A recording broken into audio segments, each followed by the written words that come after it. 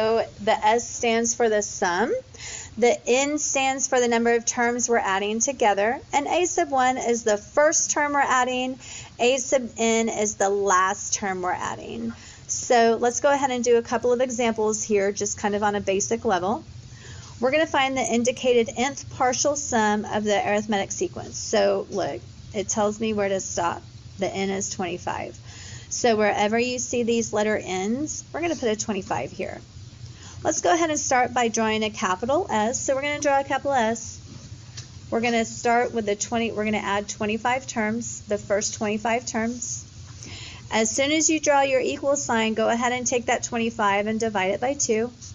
And let's draw our setup. So draw some parentheses, and it's always a plus sign in the middle. I need A sub 1 to go here. Oh, I have it. They told me what A sub 1 is. It's 2. Now I need A sub 25. I don't have A sub 25. So sometimes you have to work a little extra on these sum problems, but thank goodness we know how to find A sub 25. Guys, I'm going to use the implicit formula right here because I have A sub 1. It goes a little faster when I know A sub 1. So A sub 25 is going to be A sub 1, which is 2, plus, now look, in this first set of parentheses, I'm going to put 24 because it's 25 minus 1. And then I didn't even see how they're increasing. How are these terms increasing? What's the common difference? Yeah, that goes here. All right, look, here's the cool thing. Y'all, look at my calculator. We can do this all in one process. Let me turn my calculator on and clear it out. All right, here we go. I'm going to do this bottom part in pink first. Let's do 24 times 6. Let's add 2. So 146 is the 25th term. Leave that there. Don't clear that out, but do write 146 up here. Now we're going to work on this part. So let's do plus 2. So hit plus 2 for the parentheses. Hit enter. And then multiply by the top number, divide by the bottom number. So hit multiply, and then type 25. Now hit divide, and type 2. And that's the answer, 1850. So let's write another capital S with a 25 subscript, and let's write the answer, 1850. So that's how we do the partial sum. If I added up all 25 of those terms in that sequence, it would add up to 1850. All right, that's pretty much what we're doing today. Let's look at number 2. So for problem 2, we're going to do the same thing all over again, but this time we're only stopping at the 10th term. So let's write S with a subscript of 10. Then as soon as you draw that equal sign, you take that 10 and you cut it in half. Let's go ahead and draw our parentheses setup. A sub 1, they gave us A sub 1. It's 0.5. But again, we don't know A sub 10, so here we go. Using our explicit formula, A sub 10 is going to be 0.5 plus 9 times, these are increasing by 0.4. So that's the difference. All right, here we go. So do 0.4 times 9, add a half, so add 0.5. So the 10th term is 4.1. We're going to put that in there. Add 0.5. Multiply by the top, divide by the bottom. Make sure you're good with this calculator because I won't help you tomorrow. If you're not punching in the keys in the calculator, I'm not going to help anybody tomorrow anyway. It'd be really bad if you didn't do this. All right, so A sub 10 is 23. That's the answer. Are there any questions on how to do this? All right, y'all, let's talk about number 3. Number 3 is an oddball. Number 3 is the only oddball that we're going to talk about.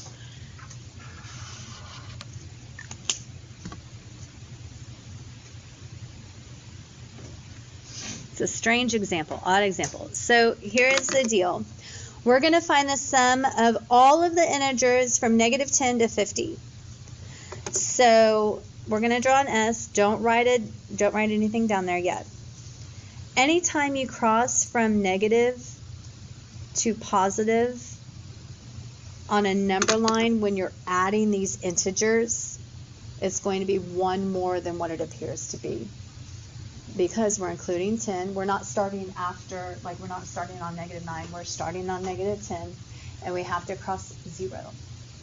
So from -10 just to -1, let's see, -10, -9, -8, -7, -6, -5, -4, -3, -2, -1. From -10 to -1, that's 10 integers. So when I hit 0, that's 11 integers. Then once I get to 50, that's 61 integers. So the total is 61. Take that 61, cut it in half. Now I don't really need to find any of the sequences, it's just the integers. The lowest integer they told us, the highest integer they told us. So we're going to write -10, and they wanted it up to 50, so write that 50.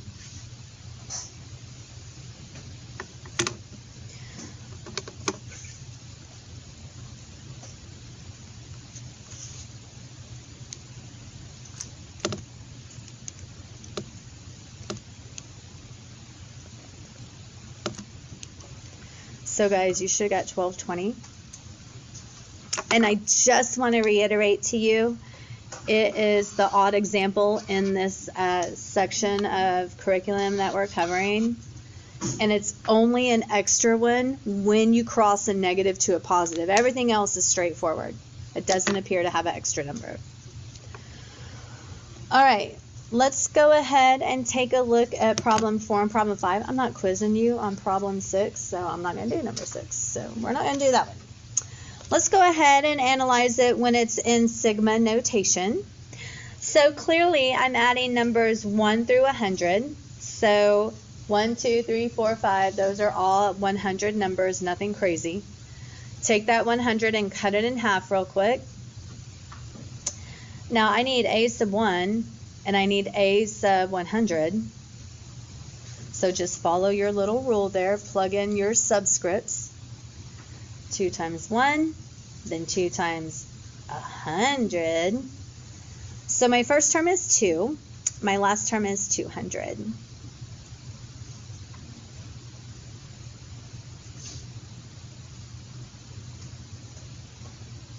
So put your keystrokes on there. Make sure you're good.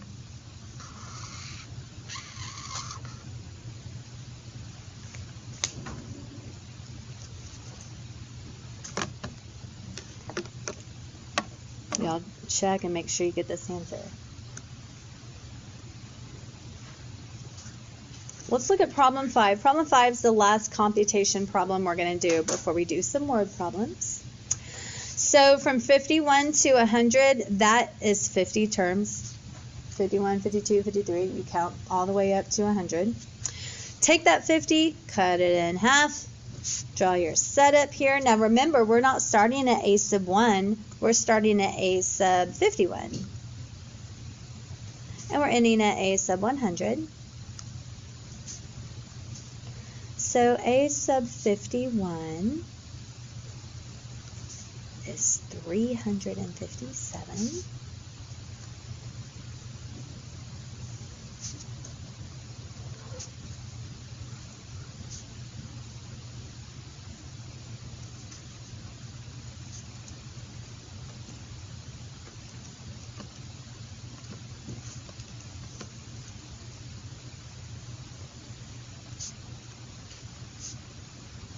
So again, guys, I think you should be pretty solid on the keystrokes. Please make sure you're getting these numbers. Do you have any questions on this? Yes. So from 51, when we count at 51 and go to 100, that's 50 terms. 51, 52, 53, 54, 55. Was there another question? Oh, yeah. Because we include 51. We include 51.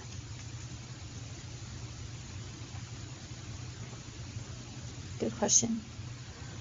All right, so y'all, no surprise, you're going to have word problems on your quiz tomorrow. They're going to be just like this, so take really good notes. All right, so let's look at this word problem. Determine the seating capacity of an auditorium with 36 rows of seats if there are 15 seats in the first row, 18 seats in the second row, 21 seats in the third row, and so on. All right, determine the seating capacity. That's all the seats in the auditorium, so that is a capital S question. And the rows are the terms, and they say there's 36 rows, so our subscript is 36. Remember, you're going to take that 36 and cut it in half.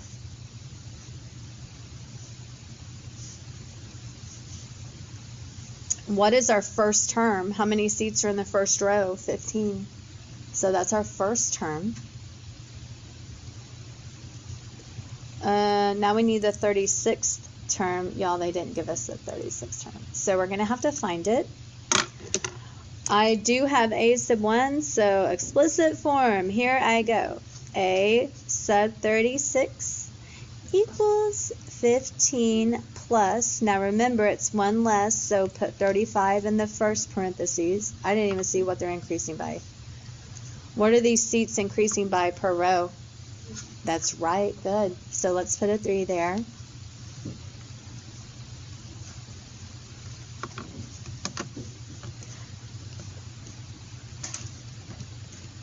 So y'all should get 120 seats for that final row. 35 times 3 plus 15. Yes. Drop that 120 in these parentheses and work your calculator magic.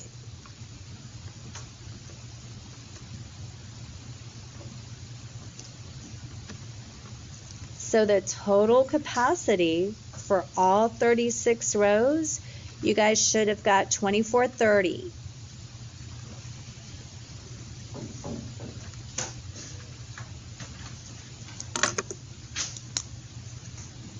Are there any questions on that? Word problems. Let's continue. Turn it over. Okay. So, a bowling league, or no, a bowling tournament, not a league. All right, so a city bowling league is holding a tournament in which the top 12 bowlers with the highest 3 games total are awarded cash prizes. First place will win $1,200, second place will win $1,011, third place is going to win $1,000, and so on. So, y'all, it's decreasing by 100. That's our difference. That's our common difference. Write a sequence that represents the cash prize awarded in terms of the place in which the bowler finishes. So again, it isn't telling me which representation. Remember, on your quiz tomorrow, I'm going to be very clear. Let's practice implicit. Let's write implicit.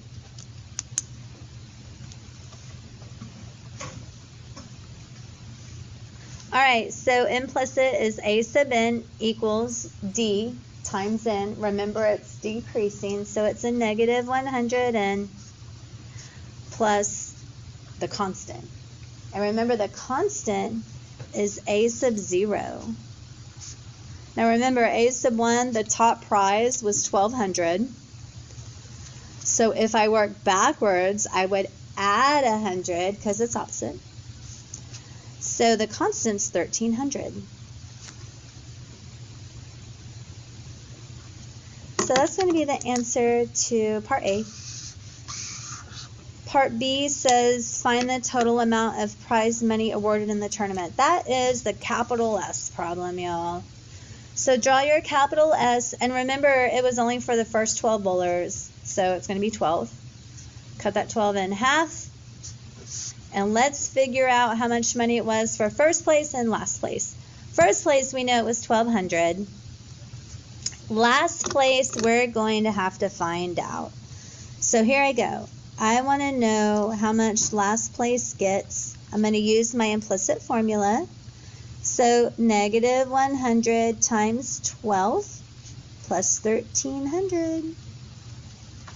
So if I'm in last place, that's going to be negative 1,200 plus 1,300. I only get $100. So last place is 100, which is better than nothing. Okay, guys, make sure you type that in. Make sure you get this.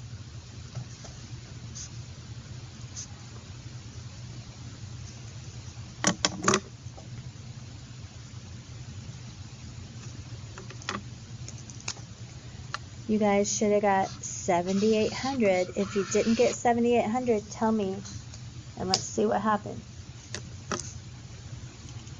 All right, final pre-cal problem ever. Here we go. Consider a job offer with a given starting salary of $36,800 and the given annual raise of $1,750. Y'all, that's the D, so they told us the difference here. Determine the salary during the 6th year of employment. Y'all, I'm just going to stick with implicit. I'm going to do implicit again.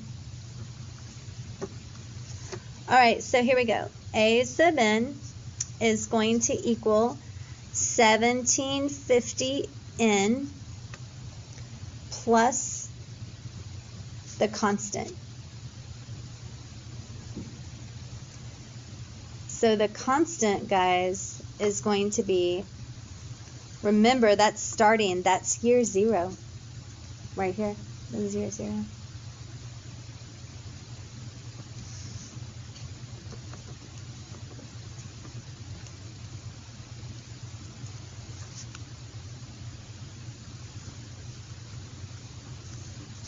So A sub 6 is going to be 1,750 times 6 plus 36,800. So the final year, guys, if you do your math on that, it should be 45,550.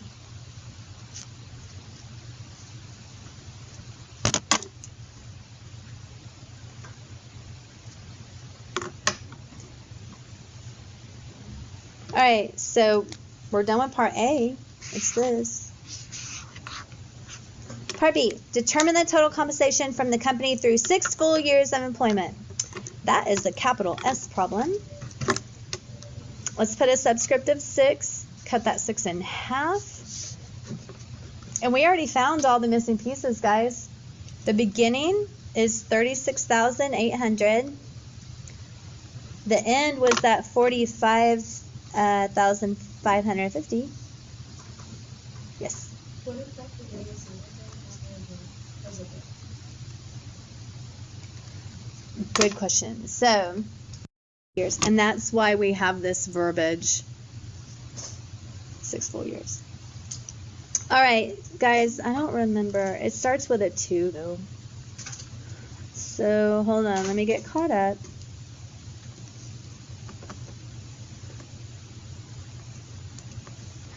$247, $50. That is the total compensation for all 6 years.